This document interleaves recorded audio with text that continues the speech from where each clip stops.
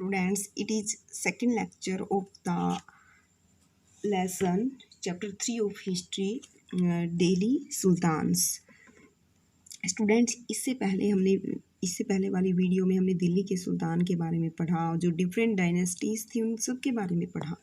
और जो लास्ट में जो थी वो थी रजिया सुल्तान। जो उस टाइम रजिया सुल्तान के दौरान जो क्रोनिकलर थे उनका नाम था मिन्हाज ए सिराज। तो उन्होंने मिन्हाज ए सिराज ने रजिया सुल्तान के बारे में क्या लिखा ये हम यहाँ पे देख रहे हैं। Minhaj e Siraj thought that the queen's rule went against the ideal social order created by God. जो मिन्हाज ए सिराज वो ये सोचते थे कि जो जो क्वीन रानी का शासक होता है वो भगवान के द्वारा क्रिएट किए गए सोशल ऑर्डर के अगेंस्ट होता है, उसके खिलाफ होता है। जहाँ पे जो भगवान के अकॉर्डिंग जो वुमेन है उनको माना गया है, आदमी के अधीन माना गया है।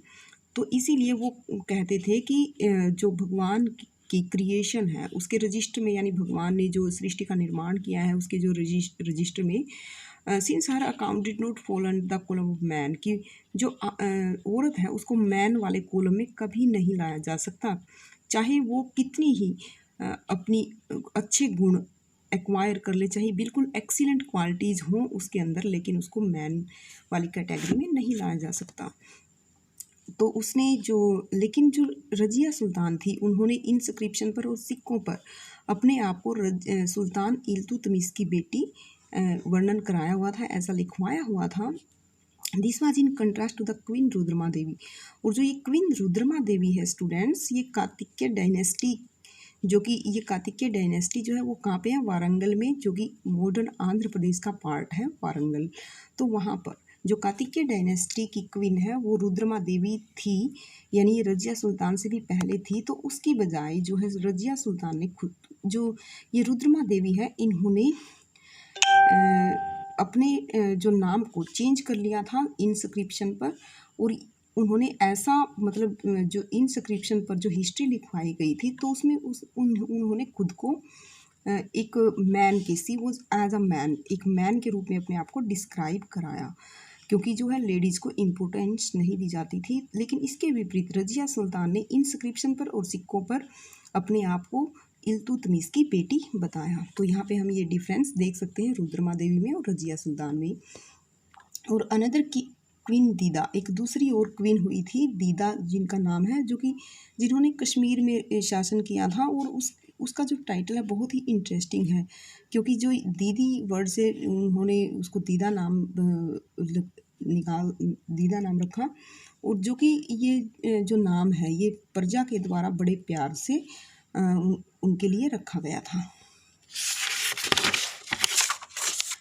From garrison town to empire.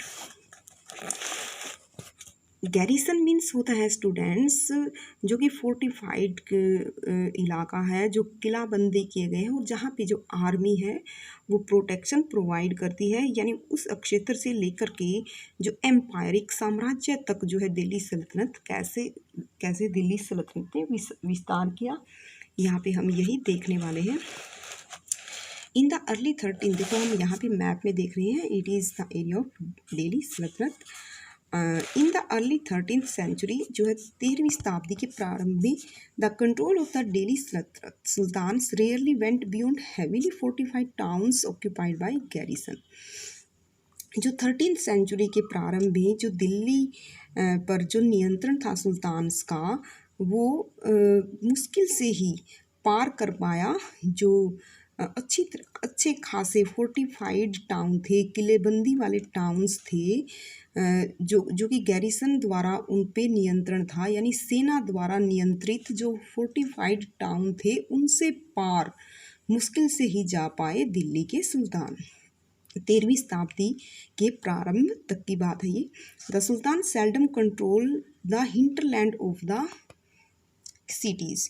और सुल्तान जो है मुश्किल से ही, हिंटरलैंड होता है जो गैरिसन इलाका है ना, यानी जहाँ पे जो सेना जो है, आर्मी जो है वो प्रोटेक्शन के लिए वहाँ पे किले बनाए हुए हैं, वहाँ पे रहती है। तो उससे बाहर का इलाका, यानी दूर, हिंटरलैंड होती है दूर के इलाके, लेकिन जो शहर के दूर के इलाके थे वो मुश्किल से ही उनको मतलब वो दिल्ली के सुल्तानों के नियंत्रण के अंदर नहीं थे, and were therefore dependent upon trade, tribute और प्लंडर फॉर सप्लाईज। और ट्रेड के लिए, ट्रिब्यूट और ये इन सब के लिए वो दूसरे उन पे डिपेंड थे। Controlling garrison towns in distance Bengal and Sindh from Delhi was extremely difficult. और जो गैरिसन टाउन से यानी वहाँ पे गैरिसन टाउन से जो बंगाल था जो काफ़ी दूर का इलाका था, बंगाल और सिंध के जो इलाके थे उन पर दिल्ली से जो है कंट्रोल करना मुश्किल था। Rebellion, war, even bad weather could snap fragile communication routes. और कई बार जो रिबेलियन होते हैं यानी जो विद्रोही और वॉर, युद्ध हो जाते हैं, इवन बैड वेदर, और यहाँ तक कि जो है मौसम ख़राब हो जाता है, तो इस वजह से जो कम्युनिकेशन था, जो बंगाल और सिंध के साथ जो दिल्ली का कम्युनिकेशन था, कम्युनिकेशन रूट जो थे वो भी जो है कम्युनिकेशन ख़राब हो जाता था, यानी जो इंफॉर्मेशन नहीं मिल पाती थी। दिल्ली अथॉरिटीज़ वो also challenged.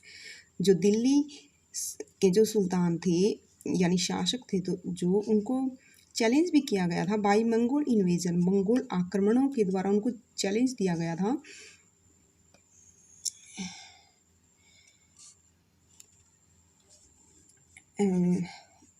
Mongol invasion from Afghanistan, यानी जो अफ़गानिस्तान से जो मंगोल थे उन्होंने जो दिल्ली के जो सुल्तान थे उनको चैलेंज कर दिया था।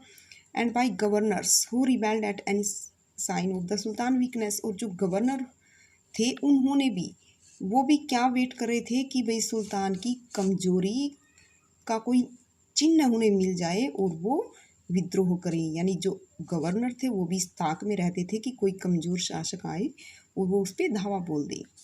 द सल्तनत बेयरली सर्वाइव्ड दीज चैलेंजेस, जो सल्तनत है उन्होंने मुश्किल से ही इस तरह के जो चैलेंज को बड़ी ज़्यादा उन्होंने उसको सर्वाइव किया, सहन किया। It's consolidation occurred during the reign of Ghiyasuddin Balban and further expansion under Alauddin Khilji and Muhammad Tughlaq. Its consolidation means जो इसका संगठन था वो हुआ, यानी जो अच्छी तरह से जो नियंत्रण हो पाया, संगठन हो पाया, वो किसके दौरान हुआ? गयासुद्दीन के शासन के दौरान, गयासुद्दीन बलबल के शासन के दौरान।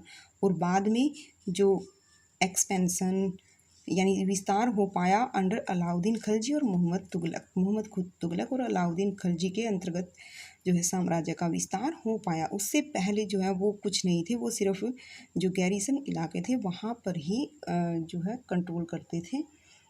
Next the first set of campaign along the internal frontier of the Sultanate aimed at consolidating the hinterlands of the garrison town।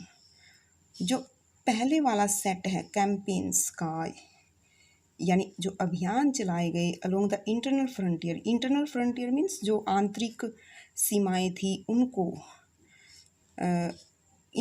आंतरिक सीमाओं के साथ साथ सल्तनत के एम्ड उन्होंने निशाना साध रखा था कंसोलिडेटिंग द हिंटरलैंड, कि जो बाहर वाले दूर वाले इलाके हैं उनको भी संगठित किया जाए। गैरिसन टाउन, जो कहने का मतलब ये है, जो पहला सेट था उनका कैंपेन का, एक अभियान चलाया उन्होंने, और वो अभियान क्या था? उस अभियान का नाम था इंटरनल फ्रंटियर। और इसके अंतर्गत उन्होंने एम क्या था उनका कि जो गैरिसन टाउन्स के जो हिंटरलैंड है यानी गैरिसन टाउन्स से जो दूर की भूमि है उनको भी कंसोलिडेट किया जाए, उनको भी राज्य में मिलाया जाए। During this campaign forest were cleared in the Ganga, और इस कैंपेन के दौरान फिर क्या करना था उन्हें?